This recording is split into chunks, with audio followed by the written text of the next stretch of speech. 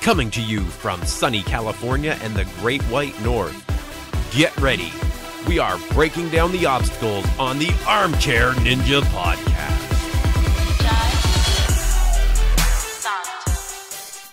Hello, everyone, and welcome back to the Armchair Ninja Podcast. It is Monday, September 13th, 2021. My name is Rich, and joining me for the ANW13 National Finals is Bijan. How you making out? I mean, I'm fantastic, my man. We made it to the finals. This is what we are all about. Man, I get that tingling in my body. I'm just so excited and ready to go for the finals. And bro, this course, they ain't playing this year, man. This course is legit. This is one of the best courses they've ever had. I love it. I am super excited for Vegas. I honestly, I forget how exciting it is until it starts up and I see that giant course and they start running it. Like, it is, there's nothing like it, right? Cities and everything are great, but Vegas is where it's at. Heck yeah, bro. It is. And I really like the fact, I forget, I believe this is correct, that 5 out of the 8 obstacles are all brand new. And that's pretty awesome. Like, I love the creativity, the innovation going on with this. And in particular, bro, that final split decision, thing that they have, I thought that was absolutely brilliant. I love that. Yeah, that was a great addition. Slide Surfer is okay. It's fine. The first obstacle. Swinging Blade, the second obstacle, that's pretty great. I like that a lot. I like it. It's a time sink. You have to either get it right or you're going to be losing a lot of time. And we all know, I guess this is a good thing because they haven't been done this in some seasons. But for stage 1 this year, once again, it's all about time. Kind of like Sasuke in the traditional American Ninja Warrior. You are racing against that clock, and those swinging blades really can sink up some time. Yeah, we saw that. They had a great first run, and unfortunately I didn't note the kid's name, but he was a really good demonstration because he made a really good pace, but he got caught up once or twice, and that was it. He just wasn't able to finish the whole course. Yep. Yeah, so great course, and lots of great runs. I'm excited to talk about them. There's more to the course than just those two, my man. Hang on. What else do we got here? What do you mean? What else was new? I just remember the split decision is what I want to talk about. But I'm trying to think sure. We can talk about it in more detail. So dipping birds led into it, which was kind of okay. The name is so dumb. The dipping It is pretty dumb. I mean, and the split decision is very cool. They've got I don't think that's. I mean, it's kind of new because it's part of the split decision, right? They have to do the flying hooks or something like that, they're called. Well, yeah, but one thing that I really like is the fact that you can't just swing from one to the other. You have to elevate your body upwards. There's actually a lot more technique involved with it than it kind of looks like, and that's pretty hard to do, to lift yourself up while you're in a forward momentum like that. It involves a lot of core strength and actually a lot of really precise timing. So I really like that because it's one of those things where unless you're on it, you really can't get a general feel for how difficult that is. But it's a lot trickier than it looks. Yeah, I think one of the I believe that was the first run that demonstrated why that's difficult. And then I was trying to think through it. So the swing is pulling the ring into the hook, right? So you've got to somehow, even though your body weight and gravity is just pulling against it, your momentum, you've got to push it up off of that and unhook it. That does look incredibly hard. Yeah. And the other option is basically going for broke and trying to jump for your life because you have to springboard. And I love the idea that if you can do it, you're going to save a lot of time because you get a stationary ladder that you just have to climb up and you kind of just slide towards it, towards the end. I love the option of that. It's a lot more difficult. And I definitely think this episode, they showed that only the best, I wouldn't even say the best, maybe people that can jump really high can do it. But I like this idea of the fact that, hey, there's been situations where they make it to the final obstacle and there's only 20 seconds left and you just know there's no chance of them getting through. Now, at the very least, they can go for broke and make it. I definitely question the motives of people that have 50 seconds left and go on the harder one, but we'll get into that later. But I really do like this 2 option type of thing. It brings a lot more I like intrigue that it to is an option too, right? Like, so that's the thing, right? So they don't hit the button and then they're locked in. I like that. We hate artificial rules, right? Or at least I definitely do. And hitting the button and setting it in motion, they should have that option. They run down, and if they can't do it, that's fine. Move back to the thing. You don't save the time. You don't take the risk. You carry on. Yeah, and I like the fact that it is difficult.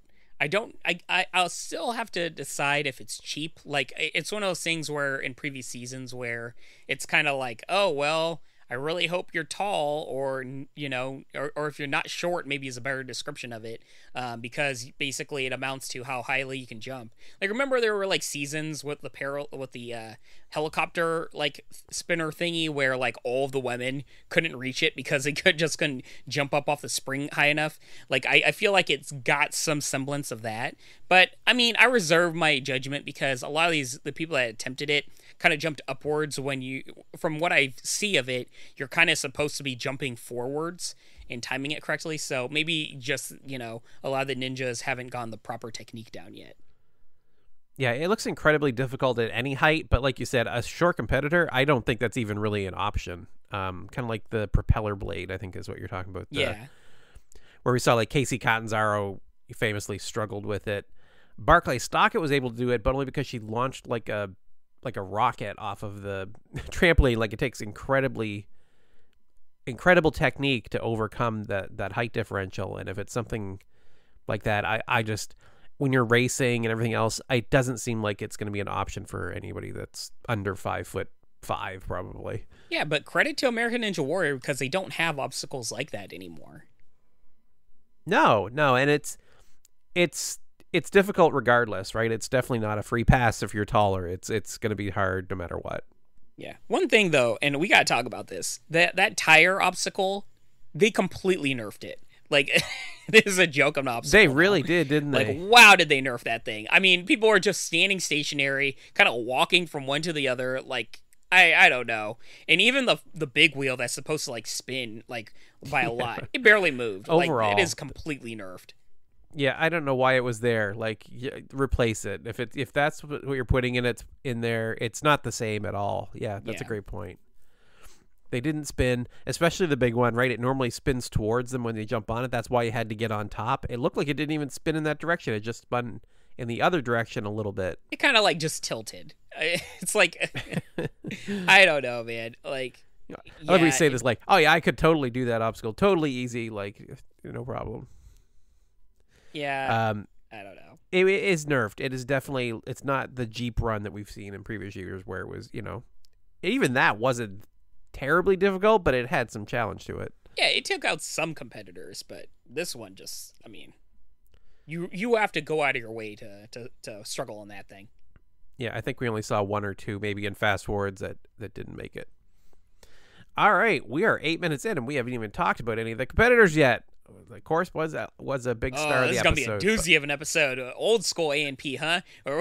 Yeah. We're going to go longer than the episode at this rate. So let's get into it here. The first one that I want to talk about is Cam Baumgartner, the Manny. Funny little segment with taking care of some kids. Yeah, dude, we got to talk about this. That I like. I'm like, cool, Manny. That's neat. They show this house, and I am like, oh my god, this is a big old house. And then I see the kids, and I'm like, wow, really?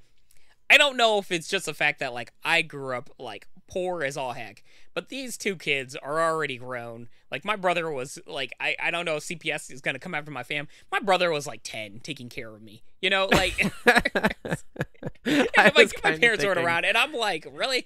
These kids need a Manny? Okay, well, just maybe it's just like the, you know, low income guy of me. But I am like, if I'm just saying it now as a parent, my kid's over the age of 12. That kid is taking care of all their siblings. Now I ain't paying for no Mannies or nannies. Yeah, I mean, but that house, oh my god. Yeah, so yeah, it definitely seems like they got money. So they might have a little bit, yeah. So I fell for it. They've talked about Cam Baumgartner a couple times this season. They hyped him up quite a bit, and then going in to get a full segment, I'm like, Cam's crushing it this year. Yeah. And he fell on swinging blades, totally caught me off guard. I thought he was going deep. Yeah, I guess I like the surprise. I sometimes get really annoyed when they like have a full segment for somebody who doesn't go far. But I don't know. I thought it was still fine only because like it was a unique story. Like how many stories do we get of a Manny and all this kind of stuff? And it was short enough. Yeah. So I can't complain. And I do like the fact that they are, they did show it kind of like at the beginning, I like the early falls only because first of all, it's not the end of the episode where I'm kind of like over it, but also it heightens the intrigue for myself in terms of like, all right, these swinging blades are actually something that can take out somebody like a Cam Baumgartner. Yeah, it adds to the drama. Like, we need some shocking falls. As much as we don't want wishing on any of the ninjas, we need them for the drama of the episode, and we got one. It was a total surprise and got me hooked pretty early on. Yeah, and speaking of which, I really liked some of the smaller storylines on this that they had on this episode, which leads into the I forget the name of it, but there's basically 3 women that are competing this episode that are all new, and they kind of have their own little posse going on, but they were all like pretty legit all together. Yeah, I don't know that they were. Oh, now I think about it. I don't think Megan Rowe was part of them, but yeah, still. No. So they had the Jersey Girls. One of the Jersey Girls ran, but I don't know that the ones on the episode were necessarily together, but maybe I'm wrong. I think they highlighted them in fast forwards. At least one of them were. Oh, could be. It could be. I was pretty surprised by Megan Rowe falling pretty early on, just because like they were hyping her up all season. Like I forget how many segments we got of her throwing axes, but we got a lot of them. We did. It seemed a little overhyped when we saw her run, but she's really entertaining. I like her a lot, and I think we will see big things from her. Would have liked to see her go further in Vegas, but it happens. Especially first year in Vegas is almost always bad. Like almost always an early exit. You got to kind of get used to the logistics of it all, right? It can be incredibly hot. It's there's a lot of weird things about running in Vegas. This big explosions is a lot bigger course. Yeah. Not to so mention, I think that plays into a lot. Yeah, and plus the fact that she fell on the double dipper, and I always say, if there's one obstacle, like maybe I'm wrong, but I can't imagine there's a lot of ninjas or ninja gyms that actually have something like that. I mean, it's a pretty hard obstacle to prepare for. You only get really one shot at it. Like it's one of those transition obstacles where you have to get it perfect, or you're just not going to get it. And as you said, it's her first time on this course, so there's a lot going against her. So props for her for getting that far. And she made the transition. She just didn't stick the landing. So, she was almost there. Yeah, I keep thinking to your comments about running the course, like a qualifying course, and how high up like the crayon was. Oh, so crazy high. And then think the double dipper, like how high is that to be standing up there and have to like launch yourself onto that? That's got to be intimidating. Yeah, not only that, but the obstacles are just larger in person than they look like. And the double dipper already looks large on screen. So I can only imagine like that is a big obstacle, and you're probably having to like that transition between the 2 pegs are probably a lot larger than people imagine them to be. So there's probably a lot going on there where it's like a split second thing. And you just have to be perfect, basically. Yeah, we saw some, veterans, or even like sophomore, I guess, people struggle with that transition. So I mean, didn't Joe Marovsky fall on that thing one season? So like he did, yeah, it takes out the best of them. Let's talk Nate Hanson, gnarly Nate, and his 4 roommates. The 4 roommates all made it to Vegas. That's amazing. Yeah, 4 roommates in an apartment, like. Best of luck to y'all, but no thank you. Like, I love this segment. I thought it was really good. I think they did a great job of like pigeonholing them all into these stupid roles, but whatever. It works. Set up this weird like 4-person odd couple thing going on. Yeah, it's dumb, but I really like the fact that they show off 4 ninjas. 2 of them are the top ninjas. I mean, I still feel bad because like. It's Austin Gray, right? Yep. Yeah, Austin Gray. I mean, he's the runner-up. He's probably like one of the top ninjas to win the whole thing this year. and feel like I'm still learning about him. I feel like I still don't know a lot about him. So like we want segments like this to get to know him and Gnarly Nate and everybody else. Like the other two dudes, I mean, I don't really know them, but hey, I recognize the faces, and over time, I'm pretty sure one of them's Kevin Carbone, so I think you know that guy. I know I'm messing with you, bro. But we'll get into the Carbone later of it. But yeah, what I'm saying basically is that there's the other two dudes that just the producers just don't want us to know about. But Gnarly Nate and Austin, at least we're slowly kind of getting to know them. Yeah, it's a good season to get to know some of these ninjas, because a lot of the huge names got taken out earlier on, so it gives them time to shine. Yeah, and the dude with the short, curly hair, did they even like let him talk once? Like I don't know. I don't know. I think maybe slightly. Oh, he was the messy guy, right? Muniz, I think. I think that was his segment, is that his bed's a mess, and he's like, "Why would I make my bed if I'm just gonna get back into it?" No. We saw him. I'm talking about the other curly haired dude. Oh, Carbone, yeah. Yeah, I didn't. He didn't say a word in the whole thing, in that whole segment, not like one word. All I'm saying is, like, I don't know. Like, I feel like he's there, but like, I wouldn't know. I don't know anything about this guy. Stretch. I don't know feel that like he I've seen him before, there. but I mean, I wouldn't know because the producers sure don't want me to. He's crashing on their couch, I think, and they used it as a segment, but I don't know, maybe. Yeah. Yeah, it was weird, like, to have a veteran like Kevin, like one of the top ninjas, made it to stage 3, and to not really let him say anything. I don't even understand. That was Nicholas Coor's treatment, like hardcore. Yeah, I feel like Lebrec's fiance gets more time than this guy. I think so. So Nate runs the course and goes out on the jumping spider. He just wasn't deep enough, unfortunately. I feel like he got a good chance to shine this season. I was really hoping he was going to get further. But I still very much enjoyed watching his runs and his segments. Yeah, I really did. And I feel like this guy really has a great opportunity to go far. Like, in many ways, I feel like stage 1 might be the trickiest for him. I mean, well, that's dumb to say. I guess stage 3 is kind of difficult for everyone. But you know what I mean? Like, right. stage 2, I feel like he has a better chance of completing than stage 1, to be perfectly honest with you. Just the way he's built and everything, I feel like he's very strong in the upper body. That, I feel like stage 2, he's going to just demolish. So, in many ways, I really want to see him get past stage 1 and just see what he's got.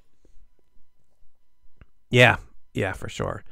And I think we'll get a chance to. I think they seem to like him. They gave him a lot of airtime this they season. Sure so do like him. Moving on, I want to talk about Isaiah Thomas. Has Carson Williams for a mentor. It's the one bad thing I'm going to say about this kid is he's got to lay off the whole "I'm built different" thing. Don't like that. That's just I'm not a fan. It's like, it's one of those things where I get it. It's a phrasing, but it has a semblance of unlikability to it where, you know what I mean? Like, it's one of those things where you're going a little too hard in the wrong direction, I feel like. And he seems like a really nice kid, but it's also the delivery. He's like so serious saying "I'm built different." I'm not a fan.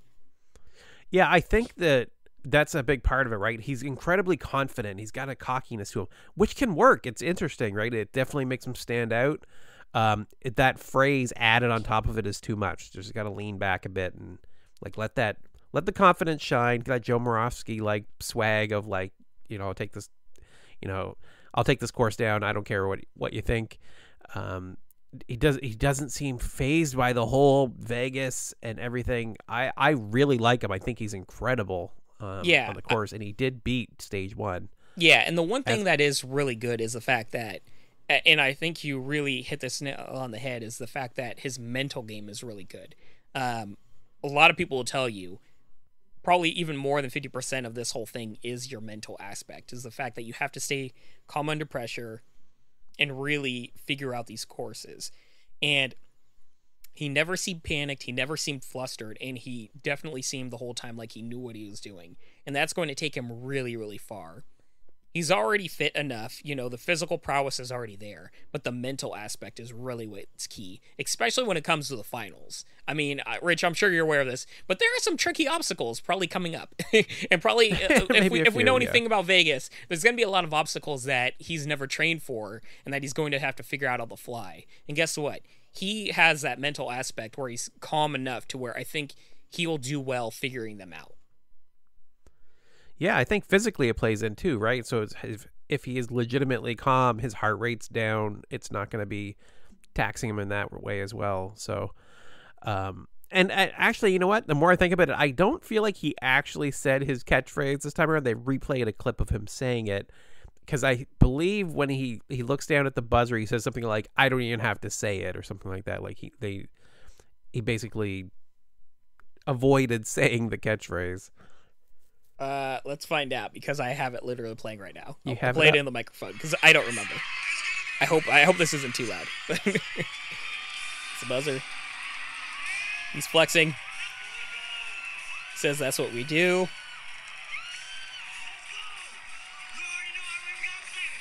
Oh yeah, there you go. He say something like, already know what I'm going to say, or something? Yeah, he says, you already know. I ain't even got to say it. So yeah, you're right, man. That's good. Still a little cocky, but it's definitely better than that is fine compared to the I'm built different, all serious, kind of angry face. Like, I don't like that. So it's better. And this is somebody we're going to see for a long time. So let's not poo-poo him too much. Like, it's one of those things where it seems like at least he's self-aware. And I feel like we're going to see a lot more of him and probably see a lot more of his personality shine over time. He's young. I feel like we're going to get to know this kid quite a bit in the coming years. Yeah, and I liked his little segment with Karsten too, right, where there's a little bit of humbleness there when he's really like thanking Karsten and basically crediting him with a lot of his progress and stuff. So that was good too. It helps offset it a bit. Yeah. Also, if I'm standing next to Carson Williams, I'll definitely be humble for many reasons. But Big cat. So let's move on to Eva Colasanti. Probably strange to pick her run out, but I was so invested in this run, I can't even tell you. I took a picture of her up on the screen and sent it to my wife. I was really rooting for her, but this is the thing. Like, have we seen her before? She didn't look familiar to me at all. So that's what I'm thinking. I'm like, oh, we're getting a new segment for some of that I'm very unaware of. But like, her segment really showed she is somebody to be aware of. And I really like the fact that it's kind of shows this thing of like a father who loves her to death, but it's one of those things where I like that they kind of flip everything on his head, where he's like, I didn't want to be that dad that takes her all over the country. Yeah. We didn't want to be that, but sure enough, here we go. And she's got like 50 million medals and everything. And I am like, okay, this is awesome. Like, good on this guy. Shows that it's a really trusting father, loving. This girl, they show her, and she looks all of like 10 years old. Like, she looked more nervous than anyone I've ever seen take the course. Yeah. I was so sucked in where I'm like, oh no, honey, it's gonna be okay. Like, please don't let the nerves get to you. Like the dad in you just completely comes out. It did. Right? Oh, my inner, I just pictured one of my daughters up there, and she looks so strong, and we saw the video segment of her, but she looks like she's ready to just, and we'll get to this later with another run, she looked like she was ready to throw up. She was so nervous at the beginning of the course. Yeah. If you were to tell me that she was running on like an ANW junior as a preteen, I wouldn't even question it. Like, she looks so darn young. Yeah, she just looked like she wants to be swallowed up and like get out of there immediately. She ended up going out on the jumping spider, which means that she took down she took down the double dipper. She took down the swinging blades. Like, she did well. This is her first time there. I really enjoyed her run. I really want to see her come back and improve each year. My dad, my inner dad, my dad vibes were going strong with her. I was just like, oh no, like, I hope she's okay. I don't blame you. I was the same way. I was really rooting for her. I really wanted her to do well. And it just has to do with that humbleness. It's almost like the kid that we were just talking about. Like, like, she has all these accolades, but if she had her way, you wouldn't know about any of them. You know what I mean? Like she was Maybe just that's nervous what it and was. trying her best, and she looked just like the most adorable little girl that you just want her to do well, and you're just rooting for her. And yeah, I definitely look forward to rooting for her in the upcoming years. And she seems like the kind of person where she's definitely going to learn from that, and you're going to see her so much stronger this year. I mean, she's won all these competitions. She can get past the nerves, and her performance was fine. Like it didn't seem to affect her performance at all. So it's just a matter of, just not being standing at the front of the whole course, just looking like you want to run away. Like it's just get. You don't have to be as much swagger as the guy before you, but you gotta look a little more confident there. I think it would probably help. I say don't. Because it makes her, I cheer for her based on the fact that she does look so nervous. It's a real instinct. As long as she can continue doing it, hey, do your thing.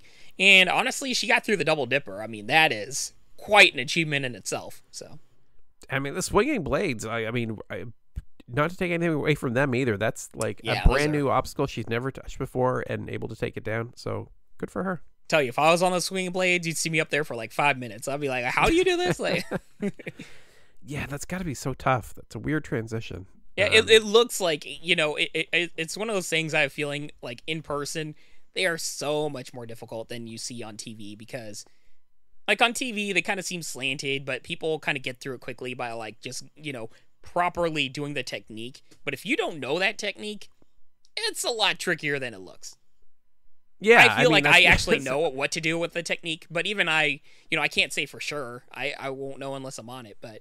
Yeah, that looks tricky.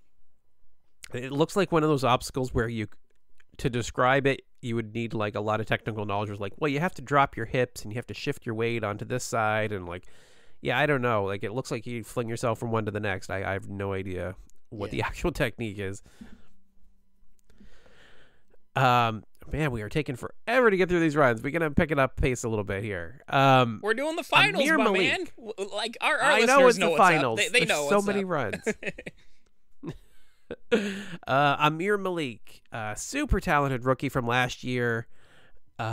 Really looking forward to him, and I had big hopes for him this year. And actually, what's funny is when he took the course, I was like, why didn't I pick him as one of my 3? Like I forgot Amir's running the course. Like I totally should have picked him. And then, thankfully, I didn't because he didn't make the transition on the double dipper. One of the biggest shockers of the night, honestly. Yeah, like that's right up his alley. Like it seems like he would crush that 99 times out of 100 and just missed it somehow. Yeah, it looked like he, I don't know if he held on, but basically he overprojected to rather than going forward with his body movement. He just kind of was like, I guess upwards.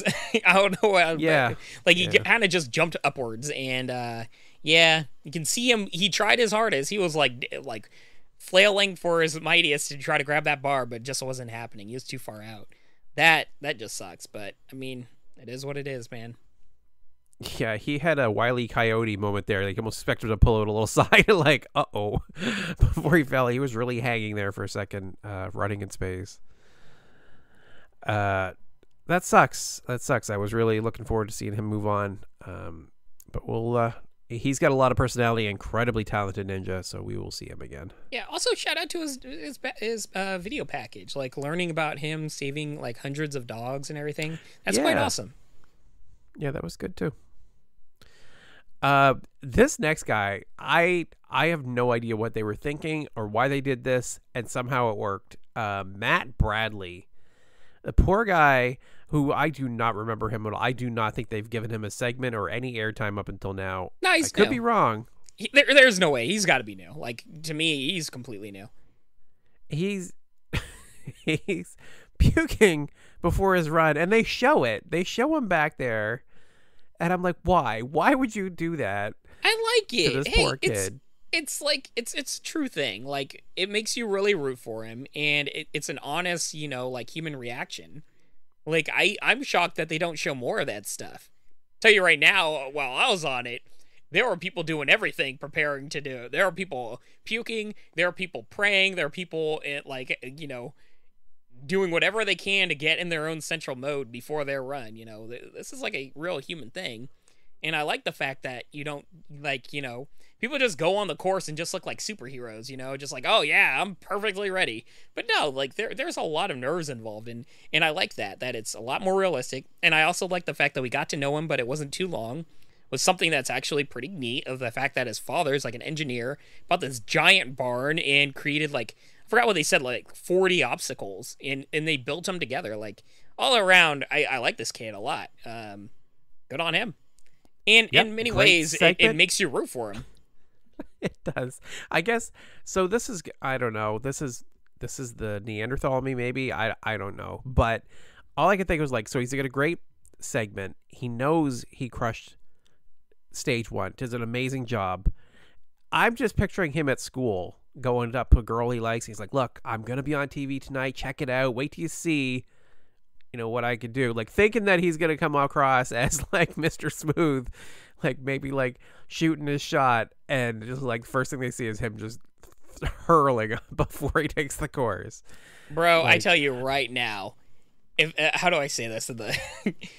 If ladies saw me destroy this course and just puke at the beginning, I guarantee you I'd get more attention, because it'd just be like, are you okay? Oh man, I don't know.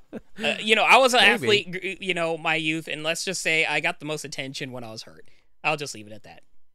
So I guess he'd have to play it the right way, but if he does, he'll be more than fine.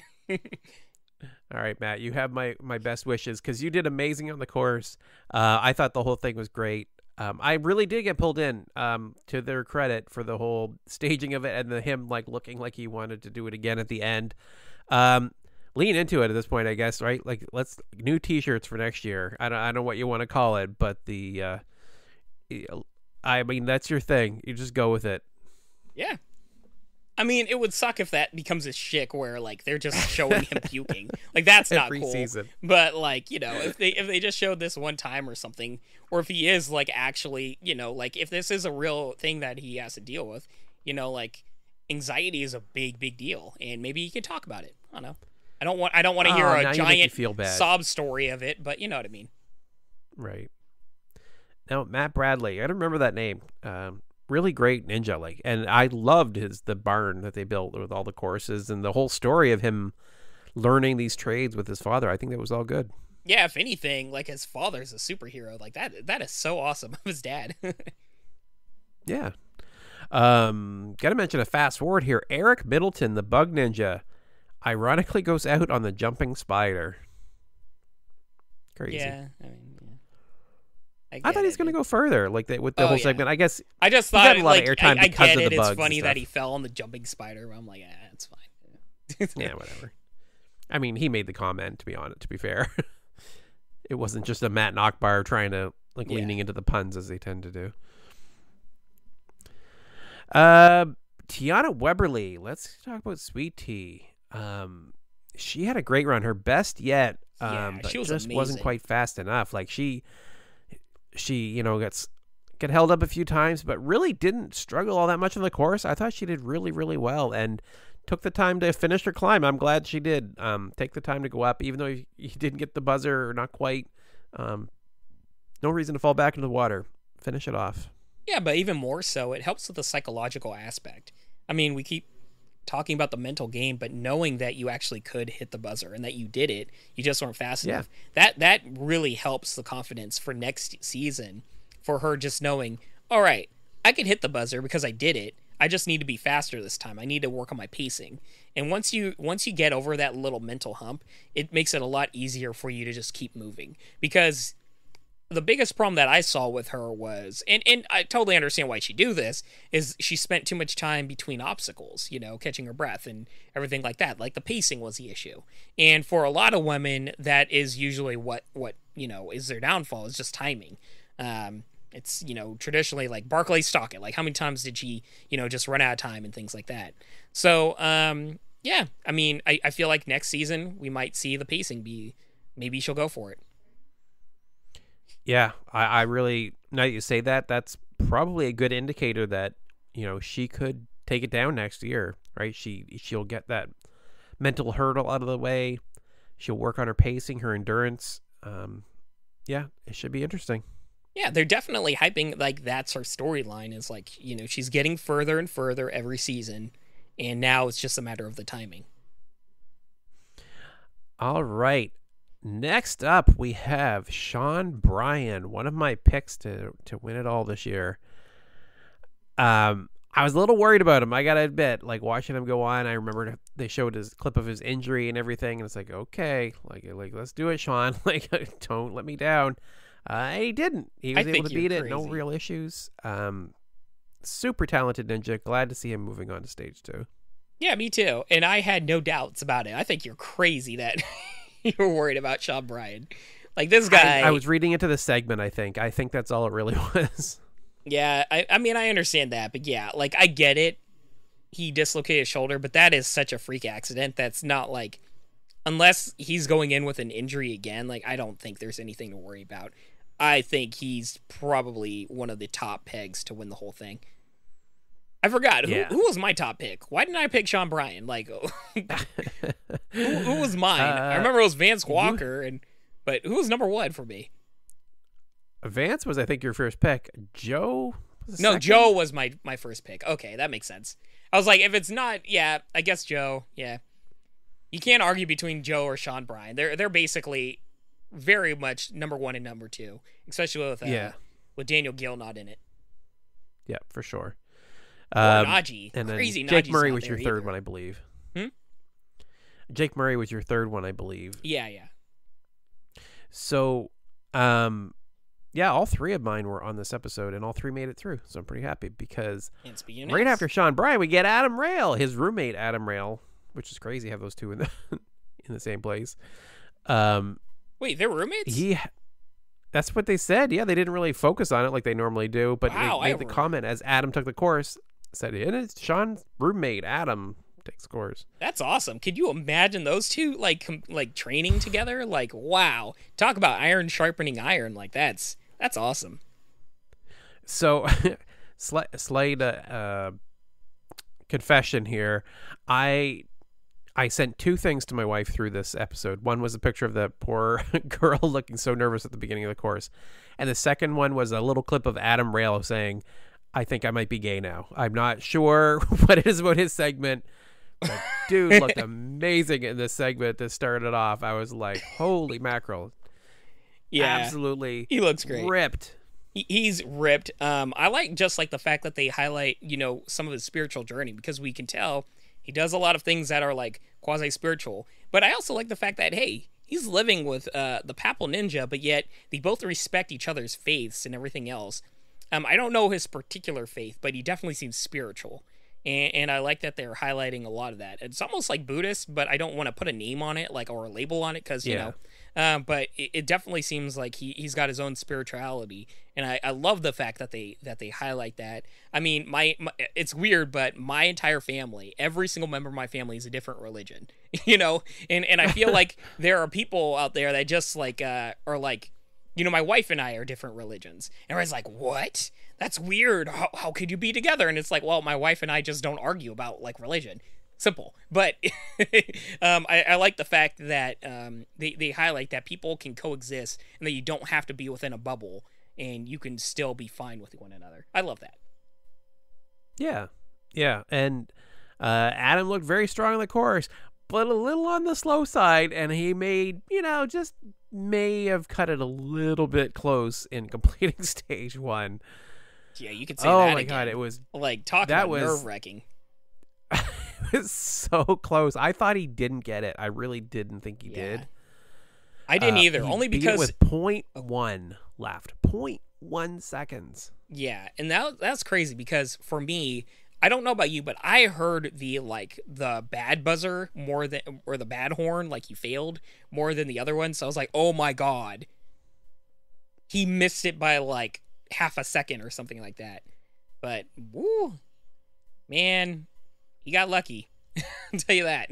Or not lucky, you know, that's the wrong term, but yeah, it worked out for him. Yes, it did. Yeah, but man, there was ever a timing to like go for broke on the what's the other one, you know, the fast high road. Yeah, the high road. I mean, I say that, but he literally finishes the warped wall with 1 minute left. He just took too much time resting, I guess. Yeah, that was the thing. He had the time, but he took a little too much. He had time to rest there and catch his breath, but I don't know what he was thinking with how long he took. Yeah, crazy, man. And I think, like, sometimes it's hard to judge, like, the timing of everything and, like, what the ninjas can see or what they know. But I'm pretty sure there's a giant screen behind that cargo net ticking down the time that they could see very clearly. So it was a weird decision. Yeah. Weird decision on his part. I mean, I don't know. Maybe he was just very confident that he can get through, the final obstacle quickly, and he was just catching his breath, but... Or very tired, yeah. I mean, I guess that's the other option that, he is human. He may have been tired and catching his breath a little bit too long.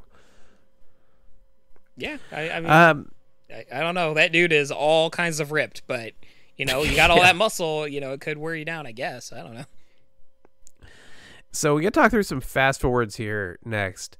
Deshaun Harris face planted on that first obstacle so bad that I jumped. Like, that looked horrible.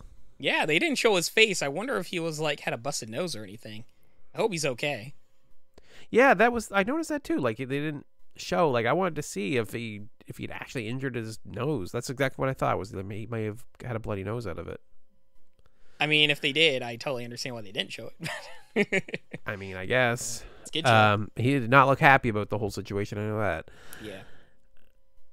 Kevin Carbone and Tyler Gillette back-to-back fast forwards. I laughed. Like, they showed Kevin Carbone. At first, I laughed. And then I was like, I bet you Tyler Gillette's right after this. And sure enough, like, they've got to be messing with us at this point, bro, right? Like, there's got to be something going on. Back-to-back.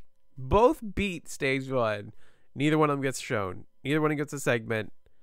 And it's like back-to-back once again. I just don't even know. They did the same thing last year, and at this point, I wouldn't be shocked if they did it the year before. I don't remember when they started. Obviously, they got their storylines on their first season. But after that, it's been those two connected to one another with their fast-forwards.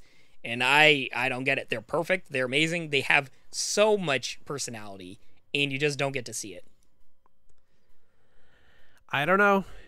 Reach out to us, guys. We'll see if we can kind of help you figure out what it is. We'll do what we can. Yeah, but we'll only take you guys on this show if you both are on it. Yes. Yeah, you guys have to be together. Over your segments. Yeah. I don't want Tyler Gillette alone. No, it has to be. It's a pairing. That's just how it is. All right. After them is Lucas Reale, and this is where they bring in the Stage 3 curse. I love this. I absolutely love this because I did not know this was a thing. You messaged me about it. I'm like, what curse? What are you talking about? I was wondering, and then I was a little behind in the episode, so when I saw it, I was like, oh, okay, so this is what he means by curse. I hope they talk about this more and they keep it up because I really didn't think about this, but they were showing it. I'm like, yo, a lot of the Stage 3 people did fail. Where is everyone? This legit is almost a curse at this point.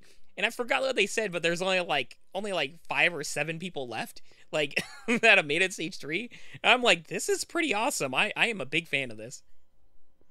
Yeah, it was 21, I think they said, that had gone on to Stage 3 a couple years back, and only 7 left, 8 left. I can't remember what the number was, but it was pretty low.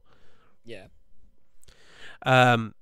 And it's like, dude, this segment means you are so doomed. There is no way he is beating this course. There was no chance. We knew. I was actually pretty shocked of how far he went because in my head the whole time I thought he was done for, and I was just waiting for him to fail. And I was like, wow, they really did one on me because he's actually gonna complete it. Then nope. Once he got to the button, I went, oh, right. Okay, never mind. I think I know what's about to happen, and that's exactly what happened. He missed it by more than I expected. I gotta say, he did not really get that close to the high road. He totally whiffed on it. That dude was not close at all.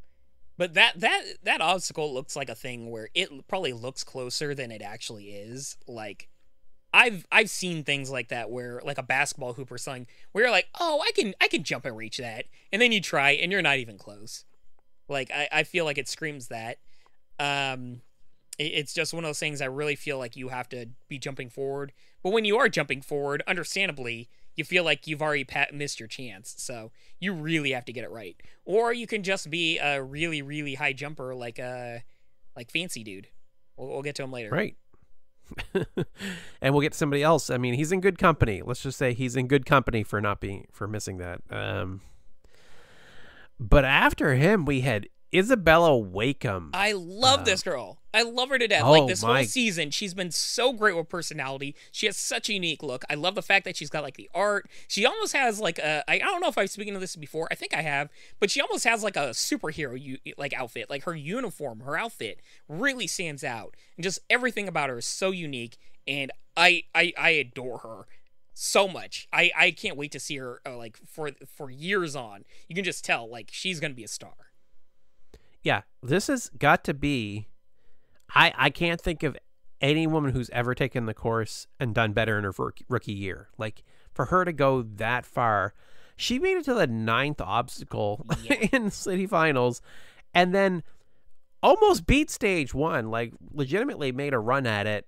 Like, she did incredible. She made it past the warped wall in her rookie season. That is...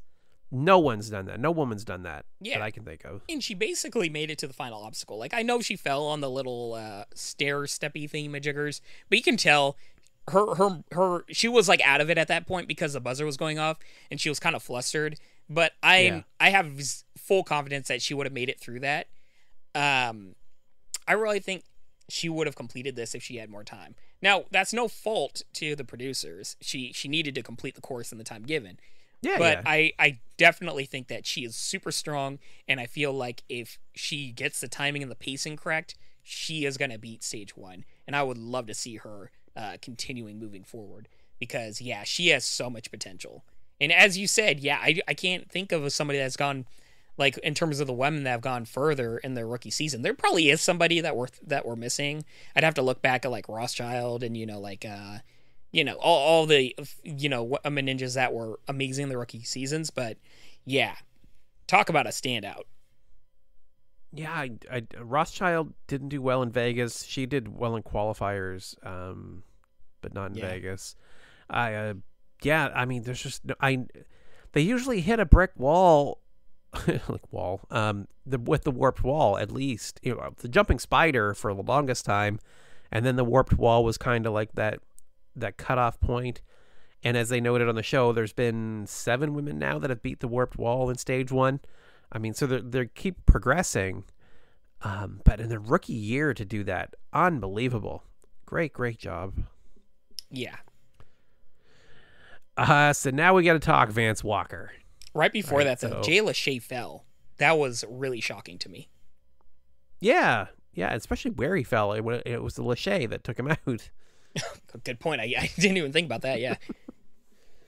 I should have mentioned that. Jay Lachey, unfortunately, is not moving on. Just missed. It was the double dipper, right? Like that he messed up on, if I remember correctly. Yeah, I think so. But yeah, Vance Walker, another segment for him. Superstar in the making. Talk about here. Winner's Edit, bro. Like, yeah, he is getting at this definitely. point. He is definitely getting the Matisse Awadi edit. With good reason. He is just doing amazing. The fact that he has cerebral palsy, like, come on, that's crazy. On top of everything else, I'm really glad they highlighted it because I remember like last episode they kind of just like spoke about it, and I think both of us were like, "What?" And it was kind of like, yeah, like you can't just like say that and move on. Like he had what, or he has what, and the fact that they really highlighted this, it actually showed. I didn't realize this, that his like muscles were giving out on the spider climb. That makes a lot of sense because I definitely remember him struggling. That's really cool. Like that is just something like I literally can't even put myself in his shoes and understand how difficult, how much he's had to overcome, but the fact that he did is just so amazing. Like it makes him just even more impressive. It does, and I'm struggling, right? So I keep thinking, so they really focus in on his legs, and I don't know how that affects the rest of your body. If that's because that was really their focus was on his legs. Because I keep thinking like, so okay, stage 1 is where your legs are critical, right? Like it's all about speed and foot speed and leg strength. And stage 2, 3, and 4 really don't require it. So is he kind of past the hump? Is he past that part that's really going to be his hardest part? I mean, maybe. I mean, it just is what it is. But, I mean, cerebral palsy isn't just, like, your legs. Like, it affects all of your muscle tone and everything. So, yeah, I mean, it's one of those things that can also affect his upper really body. Honed in on it. Yeah. Sorry, go ahead. I was just saying, like, you know, I don't know if maybe it is, like, you know, really affects his leg specifically, but it could be something where they haven't highlighted it, but we may have to keep an eye out if it does, like, affect his upper body also. Yeah. But yeah, he took down the course, beat it with it no problem, and still has his safety pass moving into stage 2. Yeah. And good on him for, you know, he knew he still had time and he took the safe route. And I mean, the safety pass is something where it's really going to come into help in stages 2 and 3. So, you know, that's really good. And once again, I think he's getting this edit for a reason. If he doesn't win it, I feel like he's going to get very far. Like maybe he's going to be the runner up or something. As much as he's done already, he really deserves the edits he's been getting, right? Like, he hit the mega wall, got the safety pass, beat stage 1. Like, I mean, he deserves all of the credit. Being ANW champion, ANW junior champion twice leading into this, like, he's got everything. Yeah, not to mention, I mean, we haven't even seen his strengths yet. His strengths are probably going to be more attuned to stages 2 and 3. Yeah, I think so. Just based on what we've seen of him, I think so. After that, we had a fast forward of Austin Gray, one of my top picks. He beat the course without issue, still has his safety pass moving into stage 2 as well. Yeah, so good on him. I feel bad, still to this day. I know Austin Gray's done well, so well. I can't tell you a lot about him, and that's more my fault. I'm sure we've seen enough about him where I should have a better understanding of his strengths and everything like that. But, like, I know him, I know he's well, but man, it's Austin Gray. He does well. I don't know. That's it. So, I mean, they really have skipped over him a lot.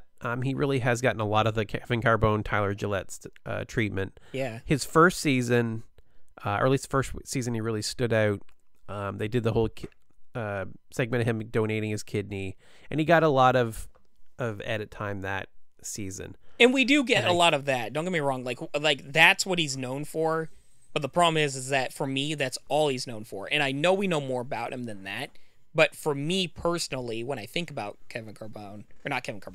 like Austin Gray, I'm like, oh, he's the kidney guy. But like, I the physical prowess, the skills, I don't know. Do you know what I think really has made him stand out for me? And it's the dumbest thing. It really is like the dumbest thing possible for me to really think so highly of him. Is he was on the official ANW podcast. He got interviewed by Matt and Akbar, I believe, a couple of years back. Mm-hmm. And he was talking about his different interests and things. And one of the things he mentions is World of Warcraft. And not just that he played World of Warcraft, but he didn't specify exactly what he did. But I am almost guaranteeing by the way he talked about it that he achieved the High Warlord title in World of Warcraft, which is almost impossible. Like, it requires so much dedication and ridiculous amounts of time to do. And all I could think after that was, like, if he put that kind of time and dedication into doing that, I'm betting he's doing the same for Ninja. I'm willing to bet that he is 100% in to a ridiculous degree and going to do well. Yeah, it must be really high ranking, because that is the nerdiest thing I've ever heard anybody say. I don't know what you're talking about, but it must be very high ranking in the World of Warcraft, sure. I apologize to all of our listeners. This is one of those things I would normally edit out of the segment, but I'm leaving it in. You're leaving it in, bro. Yeah. You're getting outed. You're getting outed as a super nerd. Yeah, I don't think that's it. That's not a news flash for anyone, I don't think. And I play a lot of video games too. I don't play World of Warcraft, but I play my stuff. I haven't in years either. But it's very, yeah. Anyway, moving on. Definitely moving on. So after Dawson, we got to see here about Daniel Gill, which we had talked about briefly last week. How he got COVID and unfortunately wasn't able to compete. Glad to see he's okay. Had a little video segment with him. That was nice to see. Yeah, and I'm glad that he's in good spirits and everything else. Like that was really cool. Like he didn't milk it or anything, and he was just like, yeah, I got COVID. Yeah, it sucks, but I'm in good spirits. But like, check this out, guys. Like, in my spot is this, he really made it about not himself, not trying to feel sorry. He was just like happy, good vibes, and being very positive. That just says so much about Daniel Gill and just like the amazing person that he is. Yeah, I mean that just screams Daniel Gill. I mean, seems like the nicest guy imaginable. Like he just always comes across that way. I'm glad to see carry through as he cheers on Jody Avila, who gets to run the course in his place. And Jody looked great. Jody was doing like incredibly well on the course. I thought he was ready to take it all down. He really was having not any issues. His time was good, but he ended up falling on dipping birds. And when he did, the pieces went flying off the course. I wasn't sure what was going on. There's stuff floating in the water, and then when they replayed it, I realized that he crashed into them and took out some of the pieces. Yeah, he landed hard on those. But it sucks because I was like convinced. I was like, all right, we're going to see for the first time somebody complete like the speedier way of the split decision. Because I feel like this guy can just like stand at the little spring and just grab the darn thing, you know? So like I was, goes by. Yeah, it must have been like the easiest obstacle ever for him. And he was so close, but he just didn't make it. But yeah. After him, you did get to see. We did get to see the high road get done by Donovan Montoyer, the classy ninja, Ren's in a suit, who had an amazing run, like front to back. He talked about he's going to show us something. I thought he said something new, which he really did the same thing he's done before, the 360 on the work ball, which, to be honest, is cool, and I love seeing it again anyway. He did it one-handed, my man. He did it one-handed? Is that what I missed? Yeah. Nice. He's incredible. Like, he really is, and he could do that every time he hits a work ball. It'll still be cool every time. Very confident on the course, and he ended up taking the high road successfully, showing us how great that can be. If you can catch it, it just like eases you right to the finish line. Like that is such a cool thing. It was like the easiest. Yeah, like man, that was awesome. Donovan Montoyer, you get the athletically profound run of the night. This was so awesome. I loved everything about it. Like, you know, I'm kind of whatever about the gimmicks, but I actually am starting to like it's starting to like whatever like wear on me, I guess it might be the term. Like I like the getup. He looks great in his suit. And not only that, man, does this dude like just dripping with swag. Like, and he wears it not too cocky or anything. But like the fact that he did this incredible spin one-handed and called his shot on it. But not only that, he actually did, you know, the faster route of split decision. And it didn't look too easy for him. Like he like barely grabbed it, but he did. And he looked so excited, like he's seeing pumped his fist. I thought that was a really genuine moment of him genuinely happy and excited. And those types of like breaking the character type moments really stand out to me, where I was just really happy for him. And that was just all around, this was pretty awesome. I am so glad you gave it to him because that's what I was hoping after watching the episode. I'm like, I hope Donovan gets the athletically profound run of the night because he deserves it. 100%. Yeah, no, honestly, it wasn't even close. Like, what even comes close to this? Like, this was so good.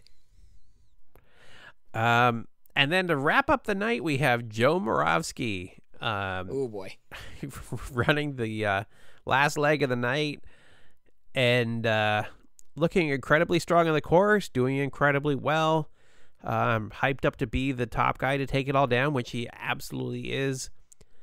And then he missed the high road. I don't even know why he went for the high road, but he did, fell in the water, and came out not too happy about the whole situation. He had a minute and 20 seconds left. He got up the warped wall at a minute and 20 seconds. He had plenty of time. I don't know what he was thinking. I'm guessing he just wanted to be one of the people that completed, that one obstacle. But Yeah. and I get it. Like before this, they're even kind of hinting, with it being like, I have the safety pass, I have the opportunity to make some risks, all this type of stuff. But don't do that kind of stuff, man. Because the one thing that I love about the safety pass is the fact that there are freak accidents that happen that can happen on stage 2 and 3 and even on stage 1. But this wasn't a freak accident. This was just something that could have been avoided. And it sucks. But I guess the good news is there is that safety pass. We still get to see him run again. I have full confidence that he's going to complete stage 1. Like, don't get me wrong. We're going to see him on stage 2. But now there is that unknowingness of the fact that, he's fair game just like everybody else. I guess, I guess there's 3 other people that saw the safety pass. But, he's on the chopping block now. So we'll see. He is. I still say unnecessarily. him, I still think Joe Marovsky or Vance Walker are going to be the last man standing though. Entirely possible. Yeah. It is. A dark horse, by the way, candidate is Kyle Soderman. I don't think it's going to be him only because we don't see any of him, but Kyle Soderman's really talented. So. Yeah, obviously. I mean, really, we always have to remember Jeff Britton came out of nowhere. We had no idea who Jeff Britton was. Yeah, and then all of a sudden... I know it was the second season, but it was really his first season for us. Right. As far as we're concerned, that was his first season.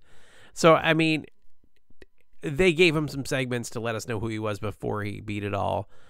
So, I mean, so many of these ninjas. It could totally be... I was thinking this earlier, too. Oh, why can't I think of his name? This is awful. He had the stripes on his arm for the 10 seasons he's run. Brett Sims. Yes, Brett Sims. Brett Sims could beat the whole bloody thing out of nowhere, seemingly out of nowhere. Even though he's been on here 10 seasons, yeah, it would still feel jarring if he did. Yeah, that's a good point. I mean, if Brett Sims wins the whole thing, I'd be shocked, but wouldn't be shocked at the same time. That is... I don't know how to describe it better than that. Yeah, that's the thing. There's just so many talented ninjas that they just need to put together the right run on the right night. Yeah. So we'll see how it plays out. Joe gets another chance next week, so we'll get to see him run the course again. Him not having the safety pass, yeah, it sucks.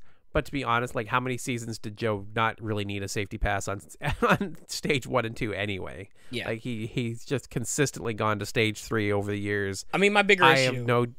Sorry, go ahead. I was going to say, I have no doubt that he will be moving on to stage 3. If anything, the anger is going to propel him through stage 1 and 2 now. Yeah, my bigger issue is the fact that it is stage 3 that he's fallen on and worn out on, and I would have loved to see him have a safety pass with that. That said, stage 3 isn't a type of thing where you do it once and you have to do it again. It's I don't think they can. Go ahead. Sorry, I have to interrupt you. So the safety pass is only good for stage 1 and 2. So. Oh, you're right. So it wouldn't have helped him there anyway. That's a good point. All right, well, yeah, that makes me feel a little bit better about it. I forgot about that rule, and I actually do agree with that rule. I like that. Yeah, definitely don't want it on stage 3. Yeah. I think that would be too much. To be fair, though, I mean, you wear your entire body out on stage 3 and have to go again. You're not getting through stage 3. Let's be real. Yeah, that's good. I mean, I don't know if you're a superhero. If you've ever hanged on anything and worn out all of your arms and then try to do it again, it's just not going to happen. So, I mean, yeah. Strangely, I have done that. Yes, I have. Oh yeah, and I totally agree. Yeah. I've done it for a very brief amount of time. We'll never be doing it again. But yes, I can totally agree that once you've worn out your arms, you're done for the night. Yeah. All right. So we have one more episode of stage 1, and then we'll be moving on to stage 2 and 3. I think. Oh, man, I think next week's just gonna be more stage 1. Yeah, it will be. Okay. And then we'll move on to the finals. Should be good. I'm really loving stage 1. I'm excited to see what they did with stage 2. Man, I just these are the times that I love. These are the excitement. Yeah. Yeah, it's so thank you for everybody for being patient as we've gotten these episodes out. We're gonna try to churn out these last few to get caught up and get them to you a little more quickly. But in the meantime, if you'd like to reach out, you can reach me at rich@ninjapodcast.com. I am at Ninja Podcast on both Instagram and Twitter. And Bijan, how can they reach you? Hit me up at Twitter and Instagram at Bijan151. That is BIJAN 151. All right, thank you all so much for listening, and have a wonderful week. Peace, love, and deuces, y'all.